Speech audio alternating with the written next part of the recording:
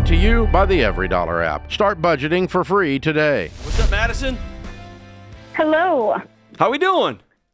Good. I have a question. So I'm wondering if I should sell my personal car and just use my boyfriend's company car, his personal car, to pay off some of my debt. You want to sell your car to use your boyfriend's company car? Correct.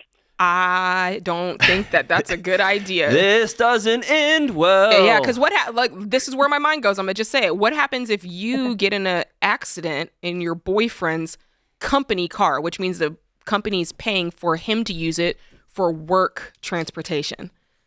So I have coverage through his work. We actually work for the same company. Do you have coverage on his vehicle, or you have coverage because you just work there? Like you're listed on his vehicle? Correct. On both of them. So his personal car and his company car. I have coverage. Okay, so it's completely kosher. Yes. And my car essentially is just sitting in the driveway right now. And I don't touch it. So I don't know if I'm losing money by it just sitting there. I still owe on it, so I'm still making payments. But I don't know if it's beneficial to just have my car sitting here and not use it, or if I should sell it. I think that's different. I think that's independent from him. Okay. I'm more nervous about you. You're going to be very exposed. Okay. And I know, and when I say this, you're going to go, not us. It would never happen. No, I know. I understand. But you know what I mean? And that's why I wanted to ask. Yeah. If you're my sister or you're my daughter or you're just one of my buddies who's a woman, I would tell you, if he marries you, great. Y'all make financial decisions together and y'all go in and share a car and all that. Yeah. If it's a boyfriend, I mean, Jade and I would not have jobs if every well-laid plan ended right. And so you're selling your car, exposing yourself to him and his company, which happens to be your company too. That's just a lot of, you are hitching your wagon to some unsecure horses and getting dragged into the wild, right? That just makes me nervous. What's your car worth that's sitting in the driveway? About $9,000. $9,000. Is it in it? Is it paid off, or you have payments on it still? I'm still making payments. So that's my biggest thing is I'm paying insurance, I'm making my monthly payments, and I'm not using it. And how much do you still owe on it? About $5,000. Yeah, I'm going to keep it. I'd pay it off. Yeah, keep it and pay it off. How quickly can you pay it off? So that's kind of the second part of this. I have some debt, and I just don't know how to approach my debt and what's the most important thing to pay off first. Okay, let's figure that out. List your debts for me, just however they come to mind.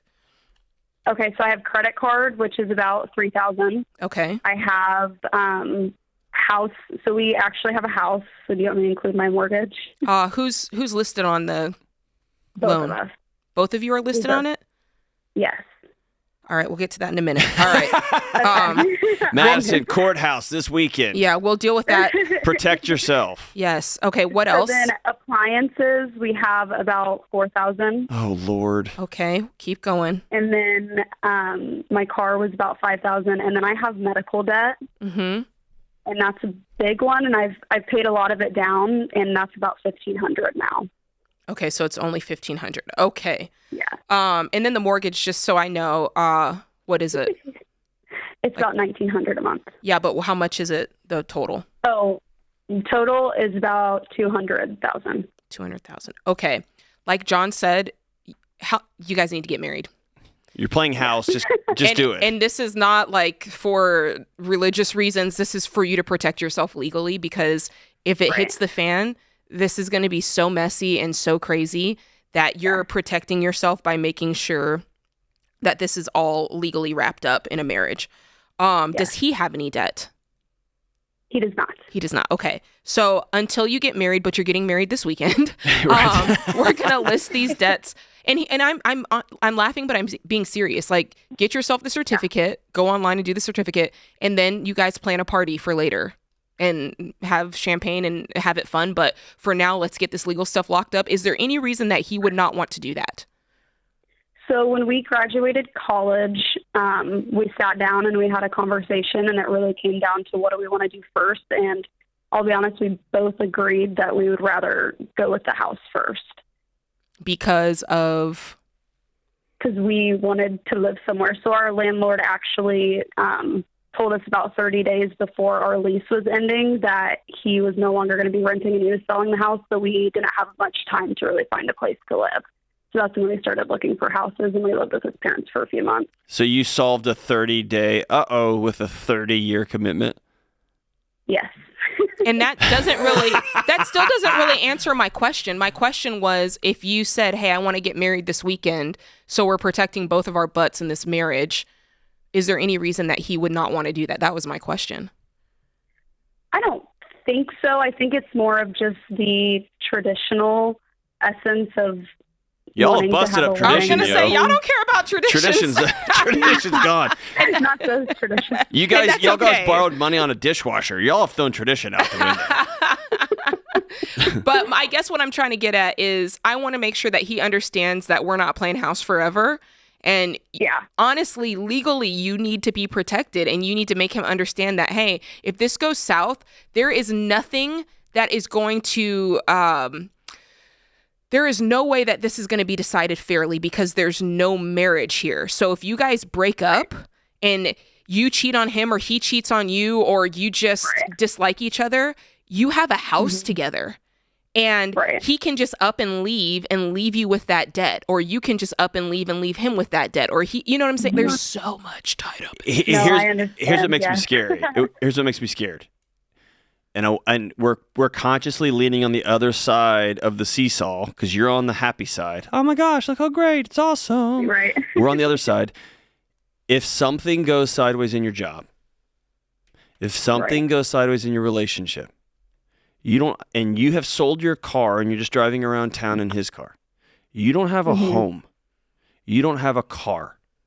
You don't have a job. And here's what's important about that. You know that risk, and I'm going to believe you, that risk is very, very small.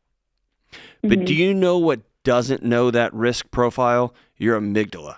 The part of your brain that is designed to keep you safe all the time. It knows one tiny misstep, and you are homeless, carless, unsafe, without groceries. And your body would be failing you if it let you sleep all night in this current situation. Your body would be failing you if it let you have deep, connected, intimate moments with your boyfriend because it's trying to not die. And so when we talk about like, dude, go do this now, your whole body goes, whew. And if the thought of getting everything lined up so that you could feel safe, if that makes you feel more anxious and more scared, then y'all go see a pre-marriage counselor tomorrow because y'all need to deal with that reality. You see what I'm saying? Right. Yeah. And so it's us loving you because we just see the other side of this thing going sideways. And no one plans for that, by the way. Nobody plans for that. And I wouldn't wish that on you for one second. Not at all. I want this to work out perfectly, and I want it happily ever after and all that stuff. Right. But, whoo, man, you're exposed. But to answer your money questions, we've just told you how to handle your anxiety and your relational questions. Once you get married this weekend, you guys are listing this debt from smallest to largest, and now you're combining and getting after this together, right? With your combined income, combined efforts, your debt now becomes his debt. Both of your paychecks now become our paychecks. Both of your debt becomes our debt. And you guys move through this and you process it together. If you're not going to get married, if you're like, hey, I don't care what you guys say, then you pay this off by yourself, and you need to look into a way of getting one of your names off of that mortgage. All right? And figure out how to do that, because if you're not going to get married, you don't both need to be on this deed.